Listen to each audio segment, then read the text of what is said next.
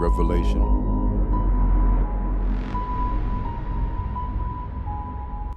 Definition: a surprising and previously unknown fact, especially one that's made known in a dramatic way.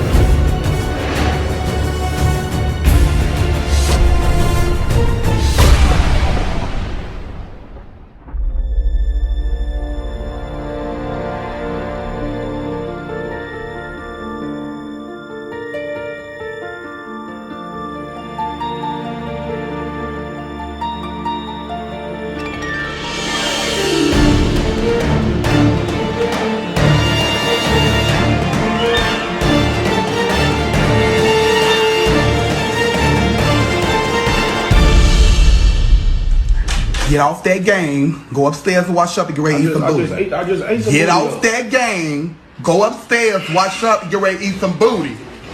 The fuck is you talking about?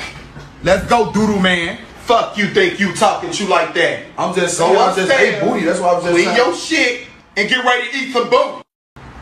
Living in America now for almost quarter of my life, but I'm not happy here. I'm not. Since I came to America, my life has been work, sleep from Monday to Monday. Same routine every day. I've literally done everything the system asked me to do to be successful, but nothing changed. The honest truth is that I was mentally and emotionally richer when I was in Africa. But here in America, I'm only richer in the eyes of people depending on me. But within me, I know my life is not together. You know, it's tough. It's really tough.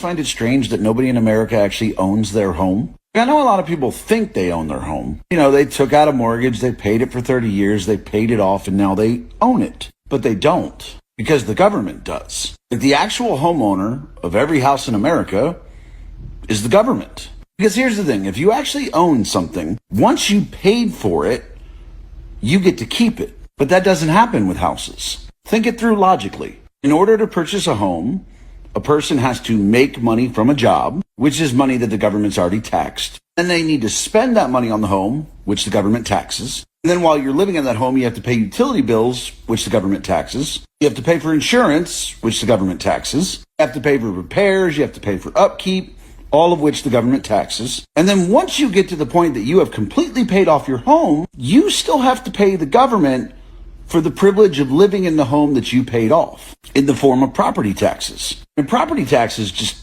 make no fucking sense. It's basically the government saying, yes, we know you paid for it. Yes, we know we didn't do anything to help you pay for it. In fact, we did the exact opposite and took money from you, making it harder to pay for the home. And then everything you needed for the home, we charged you more for. But if you don't continue to pay us property tax even after you pay off your home, we're going to take it from you. That's not ownership. Every single person in America is a renter, even if you think you own your home. You don't. You're just renting it from the government. And if you don't believe me, don't pay your rent. Don't pay that property tax for a little bit and see what your government landlord does. Shalom, guys. Ron Dalton here with another message and a special announcement. This Friday at 12 noon USA Eastern Standard Time, the new movie Hebrews to Negroes 3, Sound the Alarm, Volume 3, Gog and Magog's Army versus the Israelites, is premiering on h2ntv.com. h2ntv.com. You do not want to miss this movie. This movie is going to be packed with a lot of detail and information in regards to the nations that are implicated in Gog and Magog's army in Ezekiel 38. If we use critical thinking and logic, you will know that there are many of the sons of Japheth that are implicated in this army. Not the sons of Javan or Kittim, so not the Greeks and the Romans, and not the sons of Tyrus, but all the other sons, Madai, Meshach, Magog, Gomer, Tubal. They are all part of Gog and Magog's army. What does that mean? You might say, well, Ron, what does that mean? Well, if you look at it, it means that there are people today in the world that are not Hamites. They're not speaking an African dialect. They are not black like Africans. And there are people today that are not Shemitic. They are not speaking a Shemitic language. And in many cases, a lot of them that do speak a Shemitic language like Arabic or Hebrew, they have a different ancestry that is Japhetic, but they are posing as Shemites. So who are the people today in the world that are non-Shemitic, non-Hamitic people? They are the children of Japheth, the same people that Ezekiel 38 says that they are going to gather a massive army and they are going to come to the land of the Israelites. They're going to leave their land and come to the land of the Israelites, aka the land of Canaan, aka Israel, and where true Jerusalem is at. These nations in Ezekiel 38 are going to leave their lands and come to the real Holy Land, the land of Israel, to do what? To wage war against the true Israelites and to steal, plunder, and loot and exploit all that is in the land of Canaan, aka Israel, and all that the Israelites have possessed or inherited when God gave them the land and they migrated from Egypt south to this land in Sub-Saharan Africa, not modern day Israel. And you guys are going to see it. So the prophecies of Ezekiel 38 and finding out who is who in these nations like Magog, Meshach, Tubal, Gomer, Togarmah, Madai, aka Persia, Cush, and Put, If we know who they are and we follow their trends and where they are going, where they have their economic, trade, political, and military interest in, that area is the true land of Canaan. That area is the true land of Israel. Because the Bible says that in the last days, in the future, that these nations are going to come to Israel, the land of Canaan, to do these things. So if the true land of Canaan is Israel, or Jordan, or Egypt, like some people might say, then we need to see these nations, Gomer, Magog, Meshach, Tubal, Togarmah, Madai, aka Medes Persia, Cush, and Put. We need to see these nations coming to the modern day state of Israel to do all these things as prophesied in Ezekiel 38. We need to see that because we don't see it, but we see it happening in another location in the world, like Sub-Saharan Africa. Then ding, ding, ding, ding, ding, there it is right there. So now we have even more concrete evidence and proof that the true land of the Israelites, the land of Canaan, the land of the Bantu Negro people, the land of Black Americans, Black Caribbeans, Black British, Black Afro-Latinos, all the people scattered in the diaspora, that your land is not modern-day Israel, it's not Saudi Arabia, it's not Jordan, it's in Sub-Saharan Africa. And you need to return back to your homeland. It's nothing wrong with returning back to your homeland. It's not a sin. You're not delusional. So this movie is critical. And I can see why the elites and the people that follow the Abrahamic faith, like the Christians, the Jews, the Muslims, how they will be highly nervous and worried that this movie gets out to the masses. Kind of like how what Kyrie did and got Hebrews to Negroes 1 out to the masses. But here we are, 6, 7, 8 movies later, and I'm bringing out even more information. It's critical times we're living in. That's why part of the title is Sound the Alarm.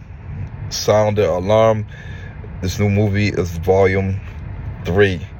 If you haven't seen Volume 1 and 2, it's on h2ntv.com, and you can buy the DVDs on the negronetwork.com and on amazon.com. In addition to that, on this Friday, Saturday, and Sunday, I'm doing a 3-day Zoom conference, and I'm covering a lot of the information that I covered in the North Carolina conference, the Leave America Behind conference. I'm covering that information and more. I'm going to give you guys even more information that is going to blow your head off, and instructions on how you can leave America behind if you're interested and you want to move to Africa. In my particular area is South Africa and Botswana. So we've got a lot of things going on down here in Southern Africa. And if you want to take part in becoming a member of a group that practices group economics and unity to get stuff done and to own land, to not deal with this leasing land. You know, we don't own the land, you know, and somebody else owns the land that owns the business, and we're just like number 3 or 4 on the totem pole on land ownership. If you want to be in true community, Not everybody's living here, living there. They got their own borehole into the ground, and the roads are not done because they're not in community. They're not working as a team to get the roads done. They're not together. They're different miles from each other.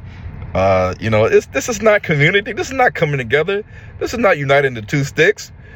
We can't just go to Africa and just live in our own little cities and towns and villages in Africa and just build a house, build a wall, and say, we made it, we did it, and then chill and then die. No, this is not what we're supposed to do.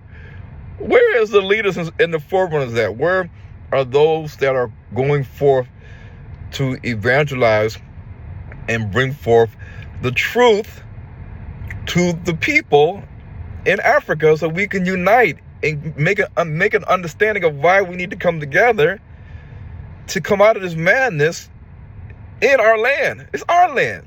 So, you guys, the two sticks cannot come together unless we make it happen.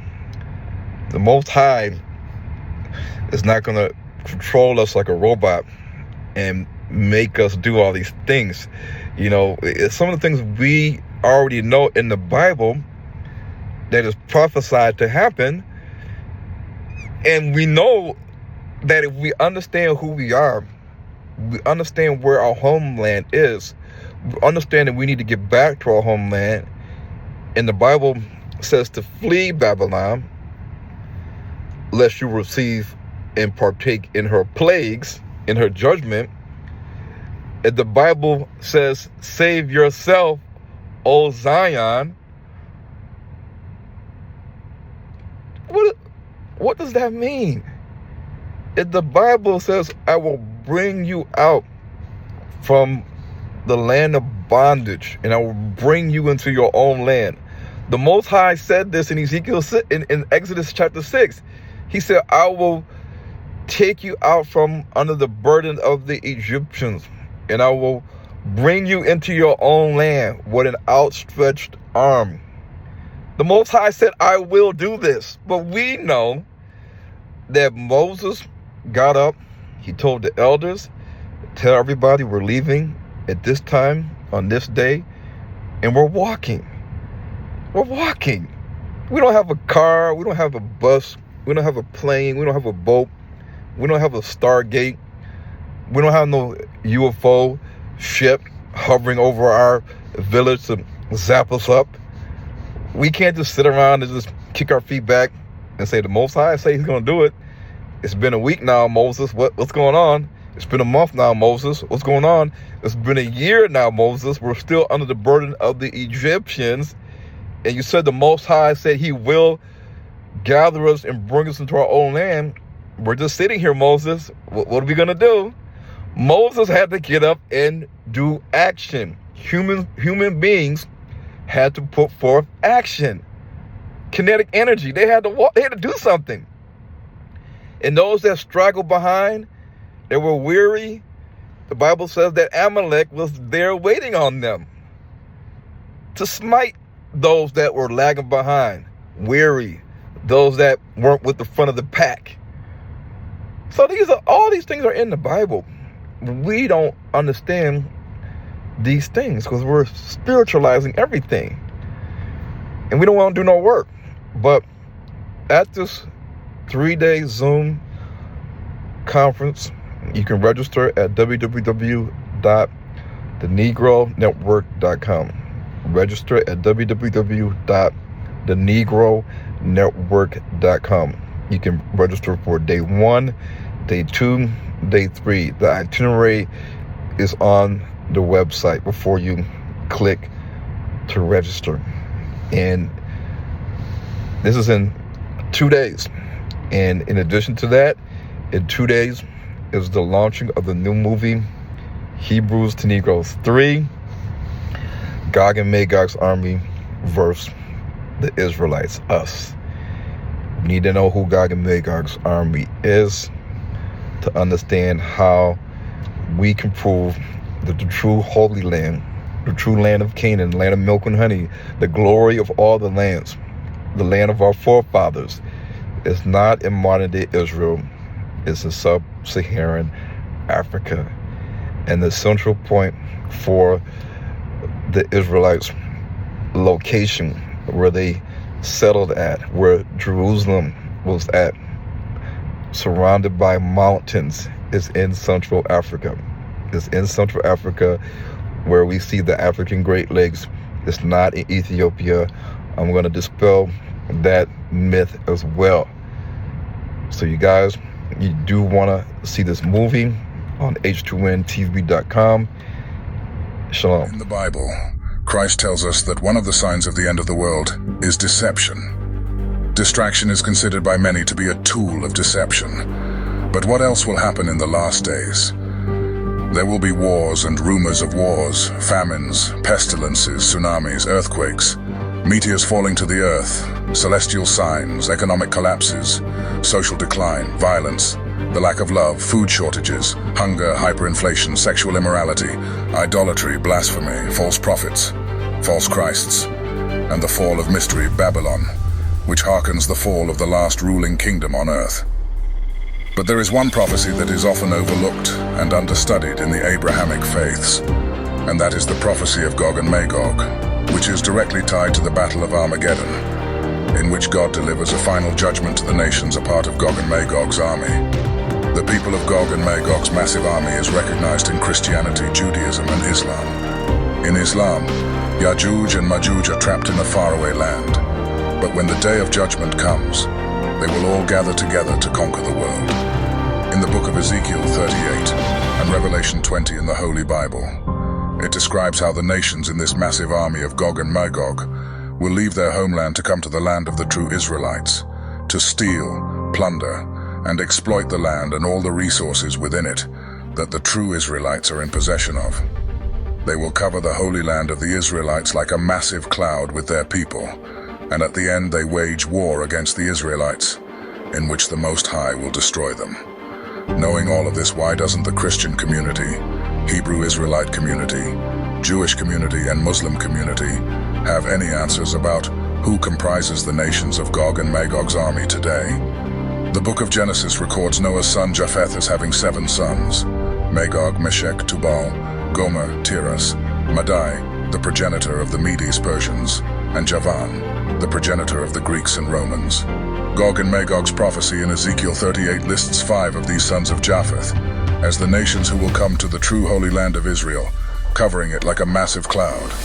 These Japhetic-speaking nations are not the descendants of Greek speakers or Roman Latin speakers, but are nations today speaking other Japhetic languages, such as Celtic, Germanic, Slavic, Turkic, Altaic, and Sino-Tibetan. So why is knowing who the nations of Gog and Magog's army is today so important? Because if we know who these nations are, including which land they are covering right now like a cloud, for the purpose of plundering and exploitation, we will know for the first time in history where is the true Holy Land of God's chosen people, also known as the land of Canaan. In the new movie Hebrews to Negroes 3, sound the alarm, Gog and Magog's army versus the Israelites. Find out who is who in this end of days biblical prophecy, and where the true land of the Israelites are. You owe it to yourself to know the truth.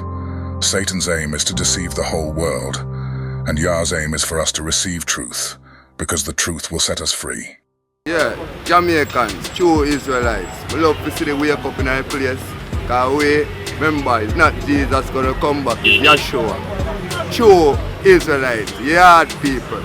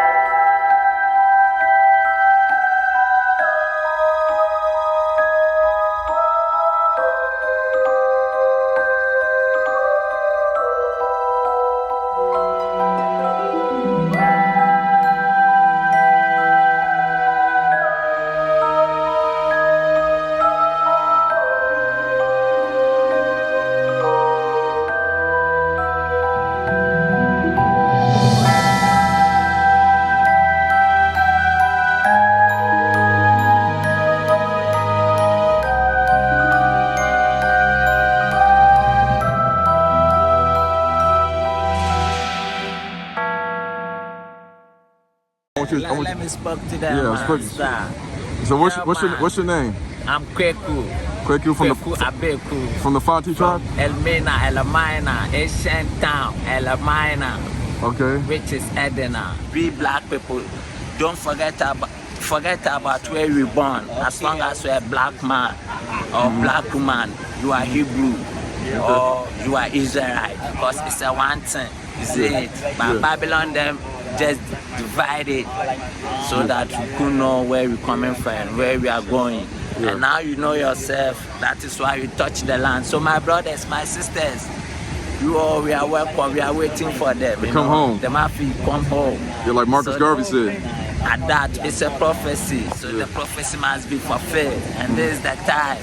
The prophecy must be fulfilled. So we need you all. All right. One love, one heart. Oh, yeah. Just when you thought it was over, we're back at it again.